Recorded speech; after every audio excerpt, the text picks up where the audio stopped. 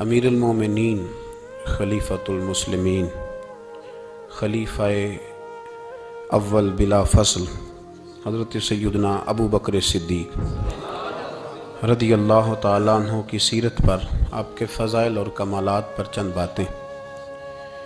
قرآن مجید فرقان حمید میں اللہ کریم نے فرمایا والذی جاء بالصدق وصدق بہ، فرمایا وہ جو سچ لے کر تشریف لائے اور وہ جنہوں نے اس سچ کی تصدیق کی، اولئک ھم المتقون، یہی اللہ سے ڈرنے والے ہیں۔ جو سچ لے کر تشریف لائے اور جنہوں نے سچ کی تصدیق کی۔ نبی کریم صلی اللہ علیہ وسلم کو اللہ تبارک و تعالیٰ نے بے شمار لاتعداد معجزات عطا فرمائے۔ حضور کو اللہ تبارک و تعالیٰ نے بے شمار کمالات سے نوازا۔ حضرت عبداللہ بن رواحہ رضی اللہ تعالیٰ عنہ فرمایا کرتے تھے کہ حضور صلی اللہ علیہ وسلم کوئی معجزہ بھی نہ دکھاتے تو حضور علیہ السلام کا چہرہ ہی ایسا تھا کہ لوگوں نے دیکھتے جانا تھا اور کلمہ پڑھتے جانا تھا۔ نبی پاک صلی اللہ علیہ وسلم کو اللہ نے بڑے کمالات دیے۔ کچھ لوگ ایسے تھے جو سارے کمالات دیکھ کر بھی مطمئن نہیں ہوئے، نہیں کلمہ پڑھا انہوں نے۔ یہ ایک فکری پہلو ہے، اس پر ضرور غور فرمائیں۔ جب جنگ ہوتی ہے ذاتی مفادات کی، اور جب انسان کو یہ غلط فہمی سما جاتی ہے کہ مجھے بھی کچھ پتہ ہے، مجھے بھی کچھ آتا ہے، اور جب اس کا یہ ذہن بن جاتا ہے کہ میں نے ہر چیز کو پہلے اپنی چھوٹی سی عقل کے دائرے میں رکھ کے اچھی طرح سے پرکھنا ہے، اگر میری عقل پر چیز پوری آئے گی تو قبول کروں گا ورنہ قبول نہیں کروں گا۔ پھر لوگ نہیں مانتے، بڑے بڑے کمالات تھے، بڑا کچھ تھا، اور جنہوں نے نہیں نہ مانا انہوں نے زیادہ کمالات دیکھے، انہوں نے نہیں مانا۔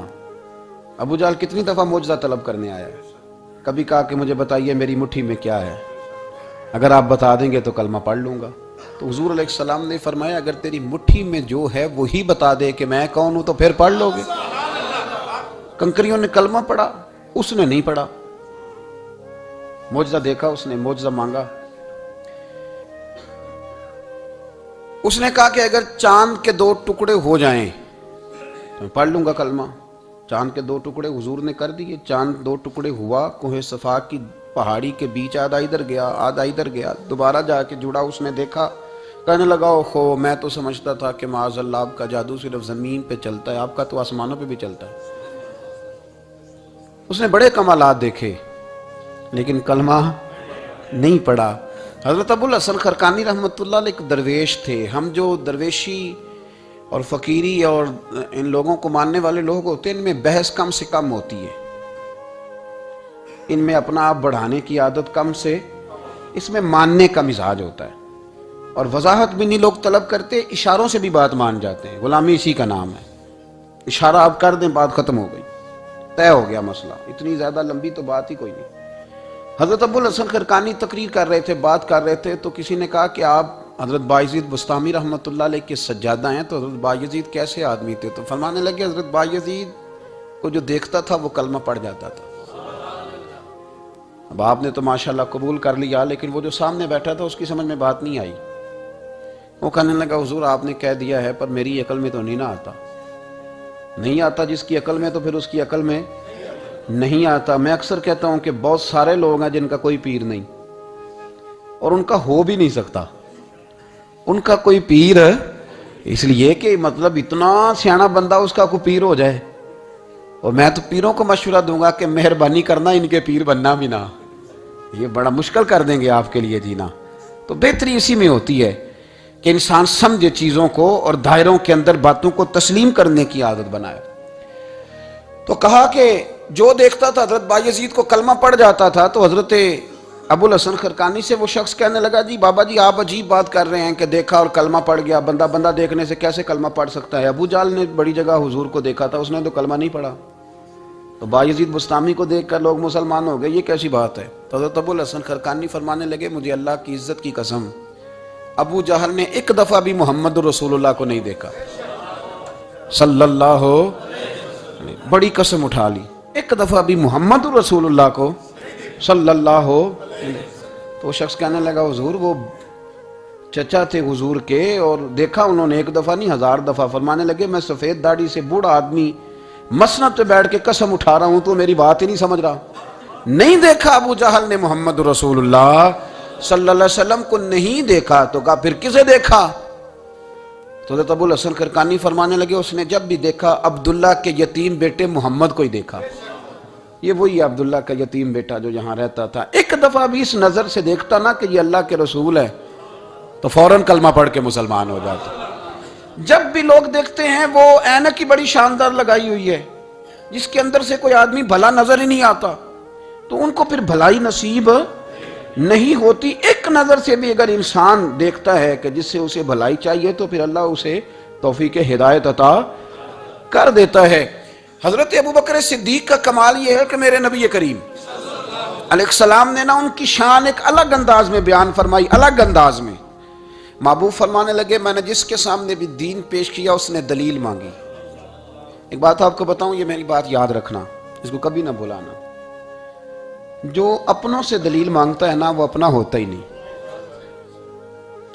اپنوں سے دلیل مانگ لی اس نے بغیر دلیل کے بغیر حیل و حجت کے. یہ ایک بات ہے میں اس کو سمجھاؤں گا نہیں نہ کھولوں گا بس کہہ کے گزر جاؤں گا. اس کو سمجھ لیں اگر آپ کی سمجھ میں آئے تو. جس نے اپنوں سے دلیل مانگی نا جس نے وضاحت مانگی جس نے ثبوت مانگا وہ اپنا تھا ہی نہیں. تو کیا ضرورت پڑی تھی کہ وہ دلیل مانگتا وضاحت پوچھتا. حضرت نجم الدین کبریٰ رحمت اللہ علیہ کے مرید تھے حضرت امام فخر الدین رازی. اتنے بڑے امام ہو کے ایک فقیر کے غلام تھے. تو فرماتے ہیں آخری وقت آیا تو شیطان آ گیا. میں اس کو کہتا تھا رب ہے تو شیطان بھی تو بڑا عالم ہے نا تو وہ دلیل توڑ دیتا تھا. فرماتے میں نے 360 دلیلیں دی اس نے ساری توڑ دی. تو پھر میں نے اپنے شیخ کی طرف توجہ کی. میں نے کہا حضور کو نظر کرم فرمائے. تو شیخ نجم الدین کبریٰ فرمانے لگے اس بے ایمان کو کہہ دے میں اپنے رب کو بغیر کسی دلیل کے رب مانتا ہوں. دلیل کی ضرورت ہی نہیں بس میرا رب ہے تو رب ہے ختم ہو گئی بات. نبی رحمت علیہ السلام فرمانے لگے میں نے جس کے سامنے بھی دین پیش کیا اس نے دلیل مانگی. فرمایا یہ واحد میرا ابو بکر صدیق ہے. میں نے اسے کہا ہے کلمہ پڑھ لو اس نے دلیل مانگی نہیں فوراً ہی کلمہ پڑھ کے مسلمان ہو گئے. کوئی دلیل نہیں کوئی معجزہ نہیں کوئی طلب نہیں کوئی شے نہیں. ساری زندگی مطمئن ہی نہیں ہو پائے لوگ. ساری زندگی اطمینان ہی نہیں ہو سکا. اس کو بھی سنا اس کو بھی سنا اس سے بھی سوال پوچھا اس سے بھی پوچھا. بھائی تو نہیں تو مطمئن ہونا نہیں چاہتا. تو بحث کرنے کے لیے علم سیکھ رہا ہے. اس نے عمل کرنے کے لیے سیکھنا ہوتا ہے اس کو تو ایک حرف ہی بڑا کافی ہوتا ہے. تو ایک لفظ کی ضرورت ہوتی ہے. ایک جملے میں ساری زندگی لوگ گزار دیتے. حضرت ابوبکر صدیق رضی اللہ تعالیٰ عنہ نے بحث والا دروازہ نہیں کھولا. حضور نے کہا کلمہ پڑھو تو انہوں نے کلمہ پڑھا اور مسلمان ہو گئے. کوئی دلیل کوئی وضاحت کسی چیز کی کوئی حاجت ختم ہو گئی بات. اصل مسئلہ پتہ کیا ہے جو لوگ سوچ سمجھ کے چلتے ہیں نا تو سوچ کتنی ہے انسان کی وہ کتنا کام دے گی. یہ جو وارفتگی ہوتی ہے نا یہ جو محبت ہوتی ہے یہ جو پیار ہوتا ہے یہ زندگی کو آسان کر دیتا ہے. سوچنے سمجھنے کے دائروں سے آدمی نکل جاتا ہے. اس کا کام وہ کہتا ہے کہ میں نے سوچنا نہیں میں نے ماننا ہے. میں نے رب رسول کی ذات کے بارے میں سوچنا نہیں میں نے ماننا ہے. تو ماننے والے لوگ جو ہوتے ہیں وہ فائدے میں ہوتے ہیں. تو عمل کر رہے ہیں بات مانی عمل کیا. عقل کا بے شمار اور بے دریغ استعمال اپنی چھوٹی عقل سے بڑے مسئلے حل کرنے کی کوشش کرنا یہ انسان کو نقصان دیتا ہے. بہت ساری جگہوں پہ وہ الجھ جاتا ہے. ہر جگہ عقل استعمال کرنا لیکن رب رسول کے معاملے میں نہ استعمال کرنا ورنہ نقصان ہو. عقل چھوٹی ہے اور اللہ رسول کی ذات بڑی ہے.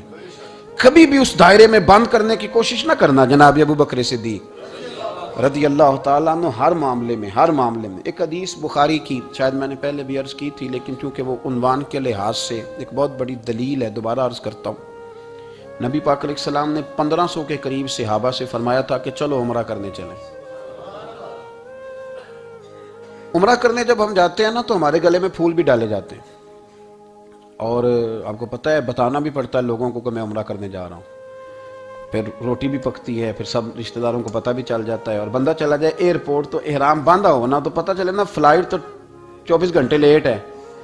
تو جن کو حکم ہے نا کہ تم نے سی بھی نہیں کرنی وہ بھی روڑے اٹھا لیتے ہیں.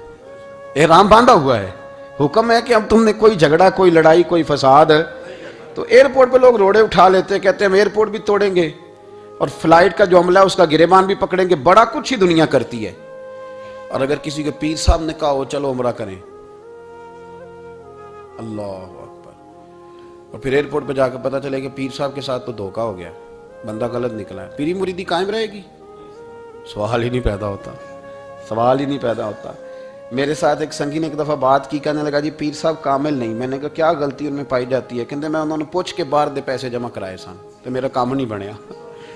میں کہ تو پیر پڑھ لیا، تیرے تو کوئی نجومی پڑھنا چاہیے تھی، وہ نجومی ہونا چاہیے تھا تیرے لیے، تاکہ وہ اچھی طرح غور کرتا ہے۔ جی آپ کو پتہ ہے نا اہل سنت میں کتابیں بھی نکلتی ہیں، کئی لوگ کہتے ہیں جی کوئی کتاب کٹ کے دسو، میں کہ انہوں کسی لکھی نہیں تو کٹیے کی تو وہ کون سی کتاب ہے جو آپ کہہ رہے ہیں نکالیں اور ذرا بتائیں کہ فلانا کام میرے لیے ٹھیک رہے گا کہ نہیں۔ ایک استخارہ ہے دین میں، اور استخارے کا بھی بابت معاملہ یہ ہے کہ آپ نے استخارہ کر لیا، اس کے بعد بھی آپ حتمی فیصلہ نہیں کریں گے۔ بزرگ کہتے ہیں کہ استخارہ کر کے بھی یہ کہو کہ جی میری سمجھ میں یہ آیا ہے، باقی حقیقتوں کا علم اللہ جانے، اللہ کا رسول جانے صلی اللہ علیہ وسلم، حقیقتوں وہی جانتے۔ تو الجھے نہیں زندگی میں۔ 1500 کے قریب صحابہ تھے، حضور نے فرمایا احرام باندھو بھائی، عمرہ کرنا ہے۔ حدیبیہ کے مقام پہ گئے تو قریش مکہ نے روک لیا، نہیں کرنے دیں گے۔ جب بات بہت آگے بڑھی تو پھر شرطیں لکھی گئیں، شرطیں بڑی سخت ہیں کہ جو مسلمان مکے سے مدینے آئے گا مدینے والے واپس کریں گے، اور اگر کوئی مسلمان مدینے سے مکے چلا گیا تو مکے والے واپس نہیں کریں گے، ہم ان کے لوگ دیں گے، وہ ہمارا بندہ دیں گے نہیں۔ یہ شرطیں تھی، صحابہ پریشان تھے۔ اب جب شرطیں طے ہو گئیں، شرطیں بھی سخت ہیں، نبی کریم علیہ السلام نے فرمایا بھی احرام کھول دو،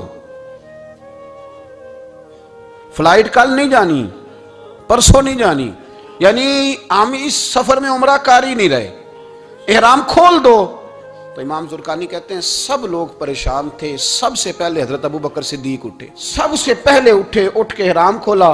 ایک شخص نے کہا آپ کو بڑی جلدی ہے، تو آپ فرمانے لگے جلدی والی بات ہی کوئی نہیں، حضور کے کہنے پر باندھا تھا، نبی پاک کے کہنے پر کھول دیا ہے، ختم ہو گئی بات۔ حضور نے فرمایا باندھ لو تو ہم نے باندھ لیا، حضور نے کہا کھول دو تو ہم نے کھول دی، جلدی والی کیا بات ہوئی؟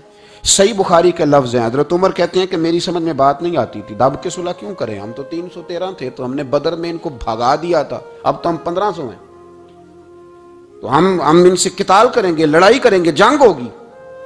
حضرت عمر فاروق رضی اللہ تعالیٰ عنہ فرماتے ہیں حضور نے شرطیں طے کر لیں، بات لکھی گئی، میں نبی پاک کے حجرے میں داخل ہوا، خیمہ لگا ہوا تھا، میں نے جاتے ہی اپنے جذبہ جہاد کا اظہار کیا اور بڑے جلال میں یا رسول اللہ آپ سچے رسول ہیں؟ بالکل سچا ہوں، قرآن سچا ہے، بالکل سچا ہے، اسلام سچا ہے، بالکل سچا ہے، حضور ہم دب کے صلح کیوں کریں؟ تو نبی کریم علیہ السلام نے فرمایا عمر تجھے تیری ماں روئے، میں اللہ کا رسول ہوں، میں وہی کہتا ہوں جو میرا رب مجھے حکم ارشاد فرماتا ہے۔ کہتے میں نے فوراً عرض کی یا رسول اللہ صلی اللہ علیہ وسلم آپ نے فرمایا نہیں تھا کہ عمرہ کریں گے؟ تو حضور نے فرمایا کہا تو عمرہ کریں گے، یہ تو نہیں کہا تھا کہ اسی سال ہی کریں گے، کریں گے تو کریں گے۔ جناب عمر کہتے میں واپس تو آ گیا، پر وہ میرے اندر جو جذبہ جہاد تھا ابھی ٹھنڈا نہیں ہوا۔ چند قدموں کے فاصلے پہ ابو بکر صدیق کا خیمہ تھا، کہتے میں ان کے خیمے میں جھک گیا، وہی سوال میں نے دہرائے، وہی میں نے کہا عمر ابو بکر یہ سچے رسول ہیں؟ کہا بالکل سچے، قرآن سچا ہے، سچا ہے، اسلام سچا ہے، سچا ہے، تو پھر ہم دب کے صلح کیوں کریں؟ جناب عمر فرماتے ہیں میں قربان جاؤں ابو بکر کے لفظوں میں بھی فرق کوئی نہیں آیا، حروف بھی اتنے ہی جتنے نبی کریم نے ادا کیے تھے۔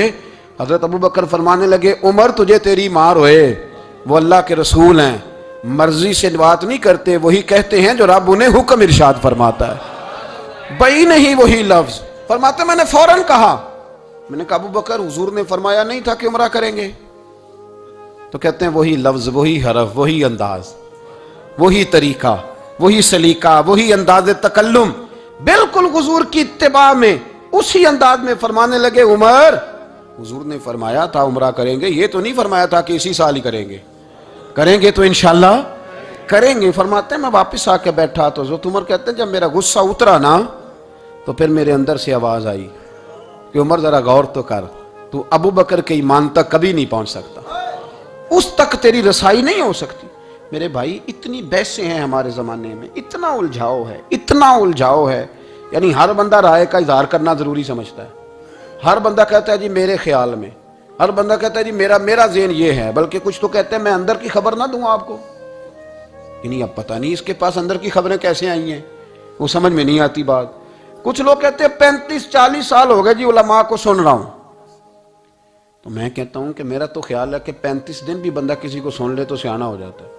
تو 35 سال سے اگر آپ کی سمجھ میں نہیں آئے تو پھر زمین ہی بنجر ہے، پھر مہربانی کریں یہ ٹائلیں اکھیڑ کے نا تو نیچے سے کچی زمین نکالیں تاکہ کوئی بات سمجھ میں آئے۔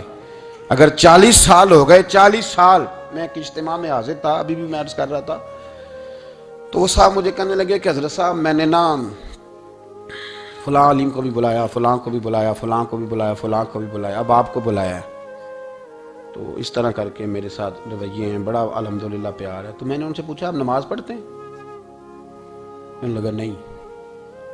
کچھ اور باتیں پوچھی تو جواب نفی میں آیا، تو میں نے کہا کہ اب آپ نے مہربانی کرنی ہے اتنے علماء کا نام نہیں لینا، کیونکہ پھر تو بزرگوں کے بارے میں لوگ شک کریں گے کہ انہوں نے اس کو دیا کیا ہے۔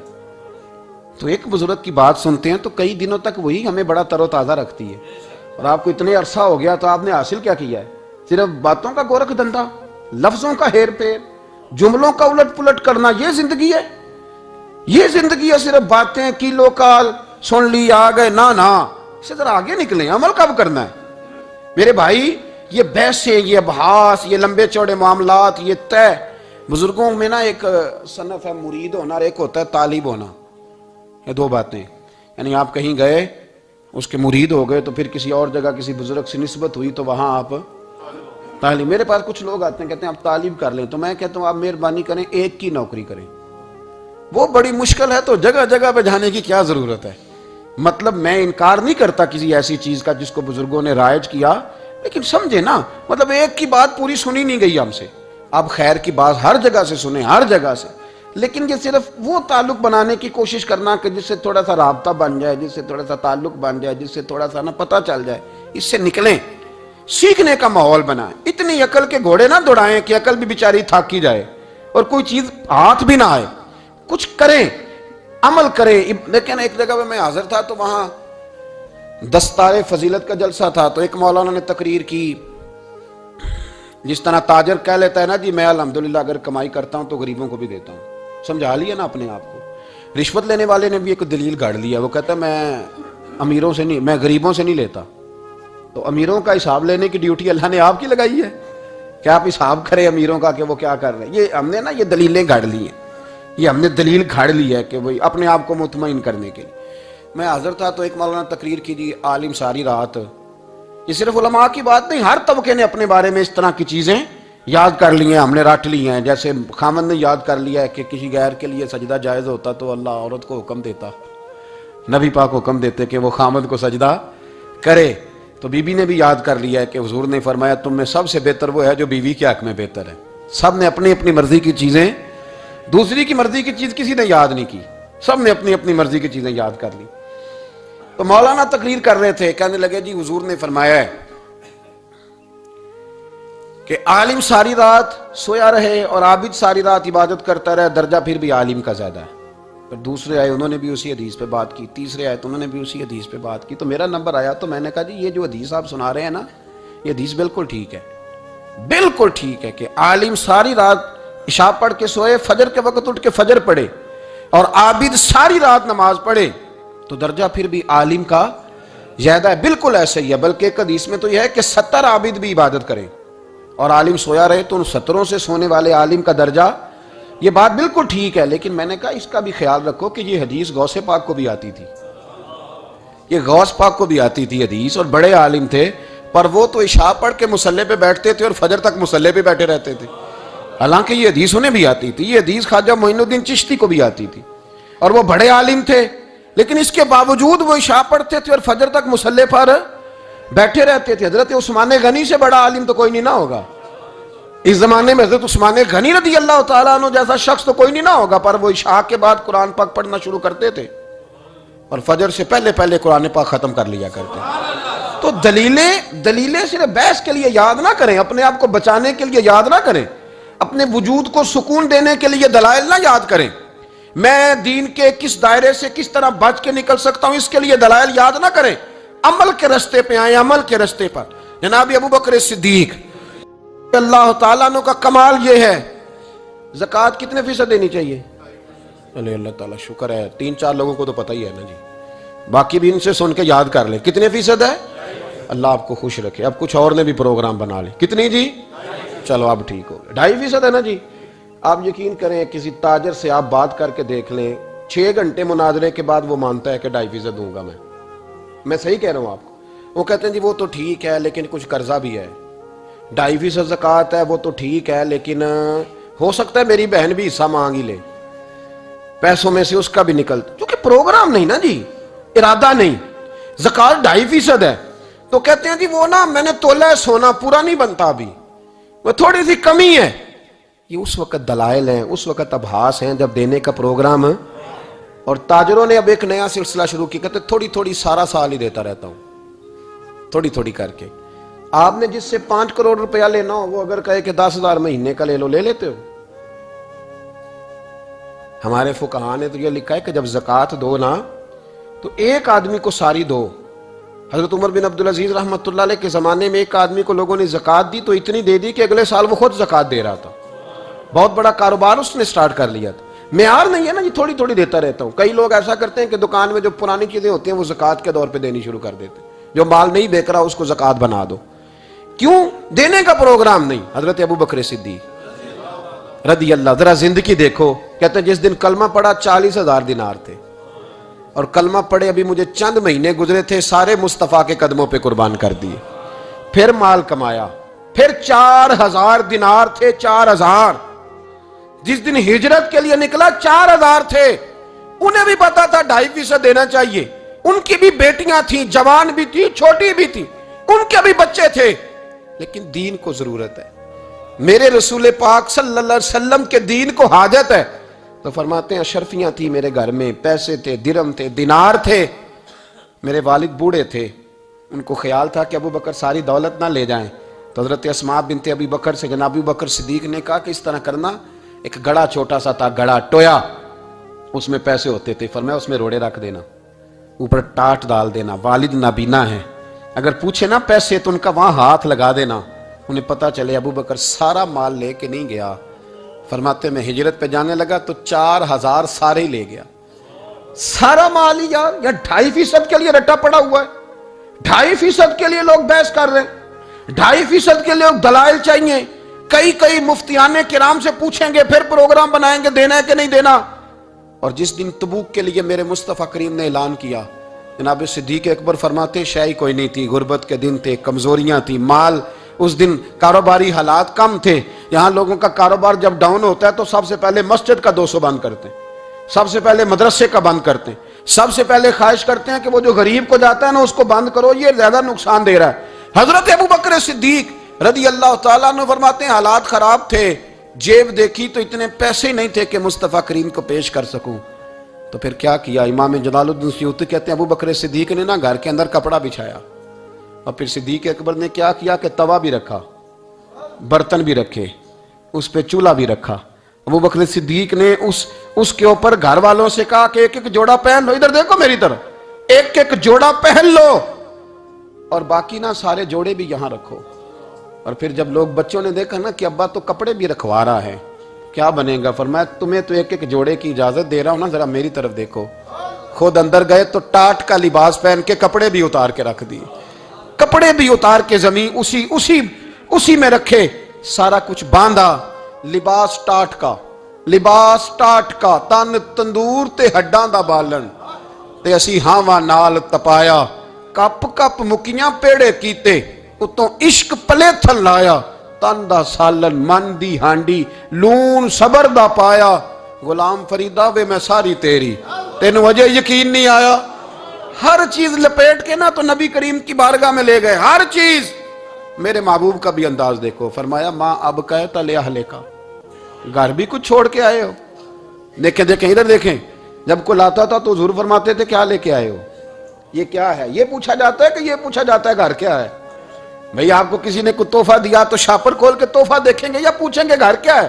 لیکن میرے رسول پاک کے لفظ دیکھیں، فرمایا ماں اب کہتا لے اہلے کا۔ ابو بکر سجنا گھر کیا چھوڑ کے آئے ہو؟ تو رو پڑے، کہنے لگے یا رسول اللہ میں کوئی غریب تو نہیں، میں بڑا مالدار ہوں۔ اب کئی تلہم اللہ و رسول، گھر اللہ بھی چھوڑ آیا ہوں، اللہ کا رسول بھی چھوڑ آیا۔ حضور میں کوئی کنگال نہیں، میں مصطفیٰ والا ہوں، میں کوئی غریب نہیں، میں نبی والا ہوں، میں رب رسول کو گھر چھوڑ آیا ہوں۔ میرے مصطفیٰ کریم علیہ السلام فرمانے لگے تیرے پیچھے جبریل امین کھڑے اور انہوں نے ٹاٹ کا لباس پہنا ہوا ہے، اور تیرے آنے سے پہلے وہ آ گئے تھے۔ تو میں نے پوچھا جبریل یہ بوریے کا لباس؟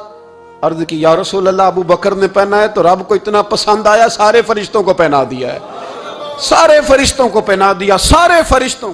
ذرا یہ لذت تو لے بات کی، جب 2.5% پہ جھگڑا ہوتا ہے نا تو پھر نماز میں مزہ نہیں آتا۔ جب تو 2.5% پہ بھی اڑا رہتا ہے نا، پھر درود و سلام پڑھتے پڑھتے طبیعت معاذ اللہ پریشان ہوتی ہے۔ جب الجھے ہوئے پھر مسائل اور ہیں۔ پھر میرے محبوب کریم بولے میں ابو بکر رب کریم نے ایک پیغام بھی بھیجا ہے۔ یا رسول اللہ وہ کیا؟ فرمایا رب فرماتا ہے کہ ابو بکر سے پوچھ کے بتائیں کہ اس حال میں وہ رب سے راضی ہے کہ ناراض ہے۔ یہاں اقبال بولے، کہنے لگے خودی کو کر بلند اتنا، خودی کو کر، یہ وہ درجہ ہے، یہ وہ مقام ہے، خودی کو کر بلند اتنا کہ ہر تقدیر سے پہلے پھر خدا بندے سے خود پوچھے بتا تیری رضا کیا ہے۔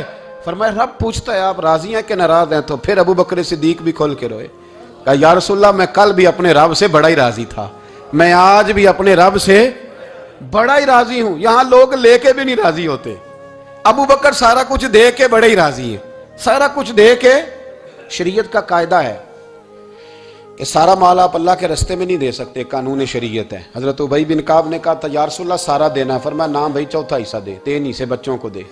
حضرت ابو لبابہ نے کہا تھا میں اس پر دلائل دے سکتا ہوں، احادیث موجود ہیں، حضور سارا مال دینا ہے، فرمایا نہ بھائی چوتھا حصہ دے، 3 حصے بچوں کو دے۔ حضرت سعد بن ابی وقاص نے کہا تھا یا رسول اللہ صلی اللہ علیہ وسلم میری ایک ہی بیٹی ہے، سارا اللہ کے رستے میں دیتا ہوں، فرمایا نہ 3 حصے بیٹی کو، چوتھا حصہ دے، تیرے بچے لوگوں کے ہاتھ دیکھے میں گوارا نہیں کرتا۔ ان سے کہا کہ چوتھا حصہ دو تب قبول کروں گا۔ ابو بکر صدیق سے فرمایا تو سارے لے آ، تیرا سارا ہی قبول ہے، تو سارے لے آ تیرا۔ اور ایک لفظ حدیث میں ایسا ہے آپ یقین کریں، غلام ہوں کسی فقیر کا تو جب میں اس کو پڑھتا ہوں نا تو آپے سے بات باہر نکل جاتی ہے۔ حضور کا ایک فرمان ہے جب اس پر توجہ آتی ہے نا تو مطلب یہ کہ لفظ جو ہے نا وہ ٹوٹ جاتے ہیں، بکھر جاتے ہیں، اور دل کہتا ہے کہ نہیں یہ جو ہے نا یہ معراج ہے، یہ اصل ہے، یہ حقیقت ہے۔ وہ ترمذی کے لفظ ہے پر آپ یقین کریں کہ لگتا یہ ہے کہ دنیا محبت ساری سمٹ گئی اس میں۔ نبی کریم علیہ السلام فرمانے لگے مجھے کسی کے مال نے اتنا نفع ہی نہیں دیا جتنا ابو بکر صدیق کے مال نے دیا۔ اور پھر اگلے لفظ ایسے ہیں کہ روح وجد کرتی ہے۔ میرے کریم محبوب فرمانے لگے جس کا بھی مال آیا میں نے بیگانہ سمجھ کے خرچ کیا ہے، اور جب ابو بکر کا آیا ہے تو میں نے اپنا سمجھ کے خرچ کیا ہے، میں نے اپنا سمجھ کے، مجھے پتا ہے یہ شکوہ نہیں کرے گا، یہ شکایت، یعنی اس کو سارا بھی تروڑ مروڑ لوں گا تو اس کے لفظوں پر کبھی حرف۔ اور یار کچھ لوگ ہوتے ہیں جو 10 دیتے ہیں تو 20 جگہ بتاتے ہیں، جو کھانا کھلاتے ہیں تو ذکر کرتے ہیں، فرمایا اس کا مال میرا مال ہے، میرا، اس کو سارا توڑ کے کھا بھی جائیں گے تو یہ شکوہ نہیں کرے گا، یہ سارا میرا اپنا ہے۔ حضرت ابو بکر صدیق فوراً بول پڑے، عرض کی حضور جب میں آپ کا ہوں تو مال بھی تو آپ کا ہی ہے نا۔ یا رسول اللہ جب میں نے اپنا آپ نہیں بچا کے رکھا تو پھر مال۔ حضرت مولا معین الواعظ کاشفی نے لکھا ہے، اچھا کئی دفعہ ایسے ہوتا ہے میں بات کوئی اور بیان کرنا چاہتا ہوں تو شروع معاملہ کسی اور طرف نکل جاتا ہے۔ مولا معین الواعظ کاشفی نے لکھا ہے کہ وہ جو سانپ تھا نا غار ثور میں، وہ 600 سال سے بیٹھا ہوا تھا۔ حضرت عیسیٰ علیہ السلام ایک دن پڑھ رہے تھے انجیل تو آپ نے نبی پاک کا تذکرہ پڑھا، اس سانپ نے سن لیا تو حضرت عیسیٰ سے کہنے لگا حضور یہ بتائیں کہ وہ نبی پاک ملیں گے کہاں؟ تو حضرت عیسیٰ فرمانے لگے کہ مکے میں آئیں گے اور مدینے میں رہیں گے۔ تو کہا ملاقات کیسے ہو سکتی ہے؟ فرمایا چلا جا مکے۔ تو وہ سانپ 600 سال غار ثور میں، اس نے 70 جگہ پہ سوراخ کیے۔ کتنے سال بیٹھا رہا؟ بول کے بتائیے۔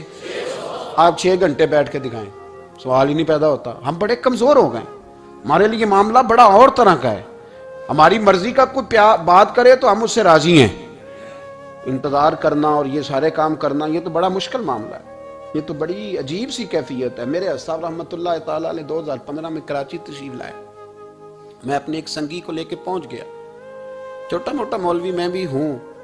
صبح میں 7 بجے کے 8 بجے ہم وہاں پہنچ گئے، حضرت آرام فرما رہے تھے، نمازیں انہوں نے اندر ادا فرمائی ساری، ظہر بھی ہوئی، پھر عصر بھی ہوئی، پھر مغرب بھی ہوئی، پھر عشاء بھی ہوئی۔ عشاء کے بعد وہ سنگی ہم سے کہنے لگے کہ آپ کتنا انتظار کریں گے؟ تو میں نے کہا کہ انتظار تو کرتا ہے بڑا آدمی، بڑے لوگ انتظار کرتے ہیں، تو چھوٹے لوگ تو اطاعت کرتے ہیں، ہم چھوٹے ہیں تو ان کی مہربانی ہے، اگر زیارت ہو جائے تو تب بھی ٹھیک ہے، اگر وہ کہیں نہیں ملنا۔ میرے سنگی ساتھ موجود تھے، صبح سے گئے اور عشاء کے بعد کا وقت آ گیا، نہیں انہوں نے ملنا تو پھر بھی ٹھیک ہے، وہ ہس بولے تھے وہ مہربانی، نہیں تو اساں تے لاڑ ہی لڑاؤنے نے، اس کی مہربانی ہے، اگر بات ہو جائے تو ٹھیک ہے ورنہ کوئی معاملہ نہیں۔ تو عشاء کی نماز کے بعد انہوں نے ہمیں یہ کہا کہ پیغام آیا کہ محفل میں جہاں حضرت جا رہے ہیں وہیں ملاقات ہوگی۔ تو ہم نے کہا یہ بھی بڑی نعمت ہے، جلوہ دیکھنا بھی بہت بڑی سعادت ہے، اس لیے کہ ہمیں پتہ ہے کہ وہ کیفیت کیا ہے، رنگ کیا ہے، ان کا انداز کیا ہے۔ پیچھے جا کے بیٹھ گئے تو پھر ان کا حکم آیا کہ اس کو ذرا آگے آئے۔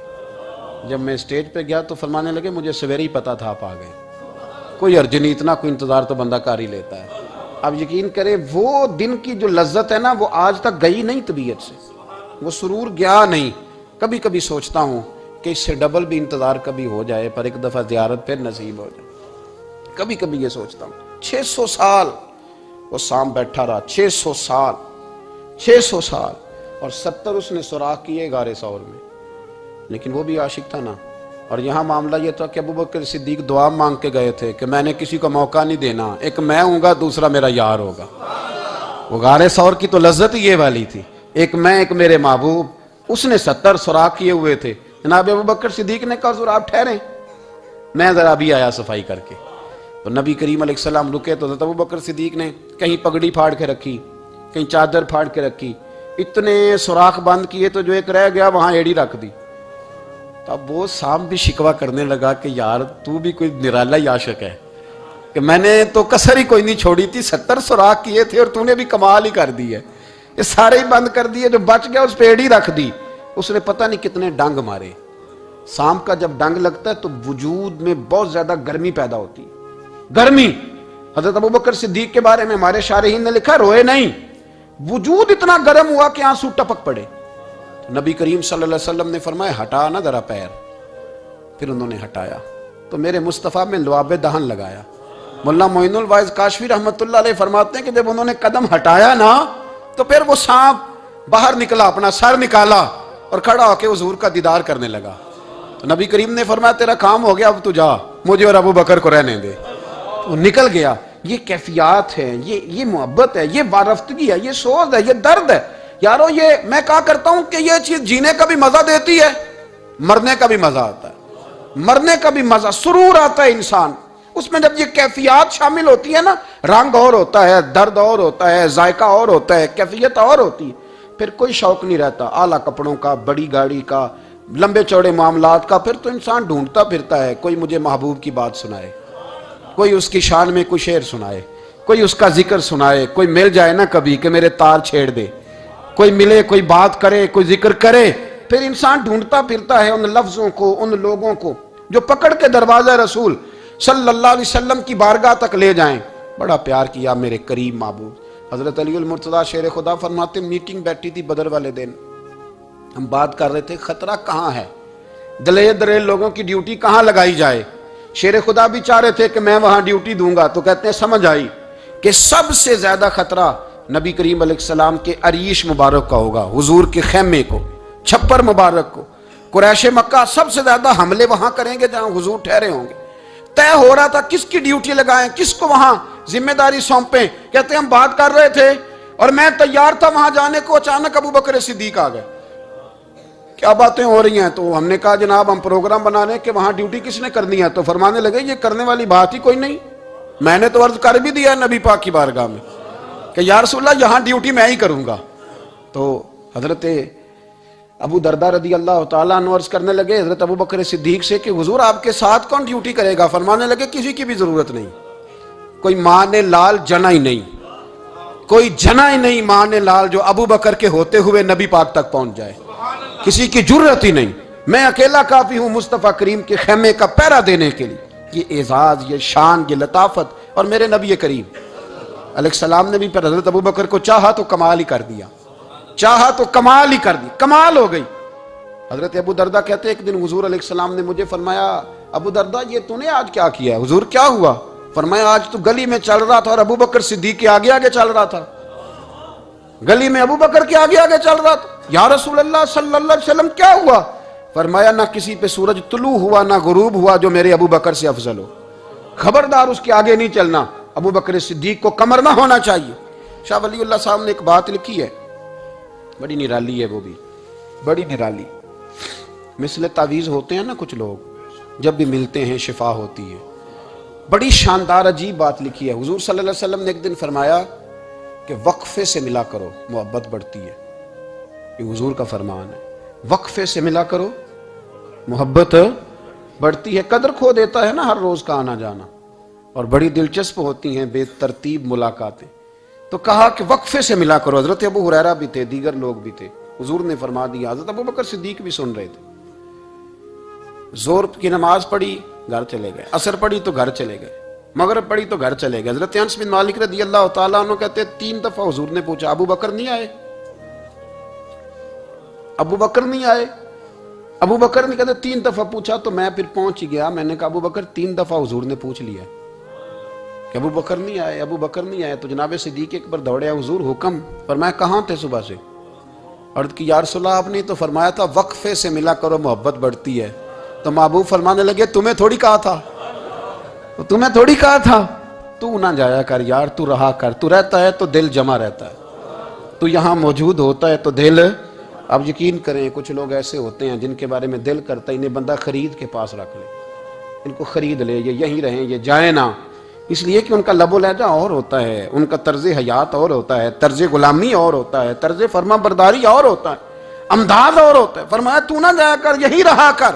اور میرے محبوب نے فرمایا ابو بکر تو صرف میرا غار میں ہی ساتھی نہیں، قیامت میں جب میں حوض کوثر تقسیم کروں گا تب بھی تو میرے پاس ہی بیٹھا ہوگا، قیامت کے دن حوض کوثر کی تقسیم میں بھی تو میرے ساتھ ہی ہوگا، میرے نبی کریم علیہ السلام۔ اور ایک بات اور سن لے جاتے جاتے، کچھ لوگ ساتھ بڑا رہتے ہیں پر بات کم کم مانتے ہیں، کہتے ہیں میں جھاڑو جو دیتا ہوں آستانے پہ، مجھے وظیفہ پڑھنے کی کیا ضرورت ہے، میں وہاں ہر وقت حاضر جو رہتا ہوں، مجھے کیا ضرورت ہے شجرہ پڑھنے کی، مجھے کیا ضرورت ہے ان کی بات سننے کی، میں وہاں رہتا جو ہوں اتنا ہی کافی ہے۔ حضرت ابو بکر صدیق نے نوکری بھی کھول کے کی اور نبی پاک کی بات بھی کھول کے مانی، کھول کے مانی، جو حضور نے کہہ دیا انہوں نے کر دیا۔ یہاں تو لوگ سوچتے ہیں نا، سمجھتے ہیں، غور کرتے ہیں، کہتے ہیں میں وہیں ہوتا ہوں، میرے پر نسبت ہے وہی کافی ہے۔ مجمع لگا ہے صحابہ کا، نبی پاک علیہ السلام نے فرمایا ابھی آج روزہ کس نے رکھا ہے؟ سب چپ کر گئے۔ حضور نے دوبارہ پوچھا تو جناب صدیق اکبر بولے، عرض کی حضور آپ حکم نہ دیتے تو میں نہ بتاتا، یہ اللہ نے آج مجھے توفیق عطا فرمائی۔ تو حضور علیہ السلام نے فرمایا آج جنازے میں کس نے شرکت کی؟ لوگ خاموش ہو گئے۔ تو حضور علیہ السلام نے دوبارہ پوچھا، عرض کی حضور آپ حکم نہ دیتے تو نہ بتاتا، یہ اللہ نے توفیق مجھے عطا فرمائی۔ فرمایا آج کس نے مسکین کو کھانا کھلایا ہے؟ عرض کی یا رسول اللہ صلی اللہ علیہ وسلم حکم نہ دیتے تو نہ بتاتا، یہ اللہ نے مجھے توفیق عطا فرمائی۔ فرمایا کس نے آج لوگوں کو دین کی دعوت دی، اسلام کی طرف بلایا، پیغام دیا، کون ہے؟ عرض کی حضور اگر آپ حکم نہ دیتے تو میں نہ بتاتا، یہ بھی خدمت اللہ نے مجھے عطا فرمائی ہے۔ تو نبی کریم علیہ السلام نے فرمایا ابو بکر سن، قیامت کے دن ایک دروازہ جنت میں ایسا ہوگا جہاں سے صرف روزے دار گزریں گے، ایک ایسا ہوگا جس سے صرف نمازی گزریں گے، ایک ایسا ہوگا جس سے صرف حاجی گزریں گے، ایک سے سخاوت کرنے والے گزریں گے۔ لیکن جب تو آئے گا نا تو جنت کے ہر دروازے سے آواز آئے گی کہ ادھر سے داخل ہو جا، ادھر سے، ہر دروازے سے آواز آئے گی، اس لیے کہ مجموعی طور پر عمل کیا زندگی میں، مجموعی طور پر، اور اپنے لب و لہجے۔ اتنی نوکری کی حضرت صدیق اکبر نے، اتنی نوکری کی، کسی جگہ بھی کوئی دعویٰ نہیں۔ حضور نے بڑا فرمایا ہے کہ ابو بکر نے بڑی نیکیاں کی اسلام کے ساتھ، جناب صدیق اکبر کا کوئی دعویٰ نظر ہے؟ یہ وہ مزیدار شخص ہے جس نے کبھی حضور سے دعا کے لیے بھی نہیں کہا، دعا کی تکلیف بھی کبھی نہیں دی، وہ ہاتھ اٹھانے پڑیں گے، لفظ ادا کرنے پڑیں گے، یہ تکلیف بھی نہیں دی۔ علامہ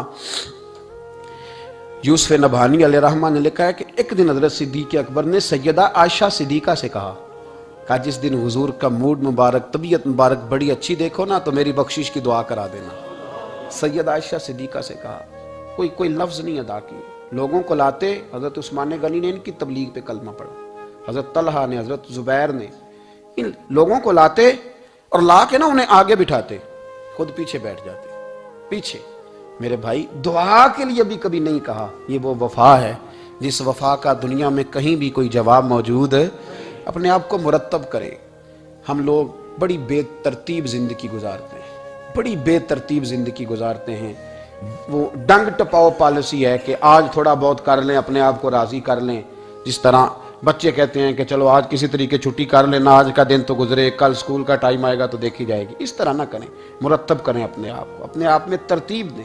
ساری زندگی سامنے والے کی اخلاقیات ٹھیک کرتے اگر گزر جائے تو اپنا معاملہ رہ جاتا ہے. اچھی سوچ, اچھا رویہ, وفاداری والی زندگی. میں نے ایک جملہ کہا ہے, اگر آپ کی سمجھ میں آیا ہو, کہ اگر یہ عشق, یہ وارفتگی, یہ پیار, یہ وفا پیدا ہو تو جینے کا بھی مزہ آتا ہے اور مرنے کا بھی مزہ آتا ہے. پھر جینا مرنا بڑا لذت اور ذائقے والا ہو جاتا ہے. دعا ہے اللہ ہمیں ان کے فیض سے فیض یاب فرمائے.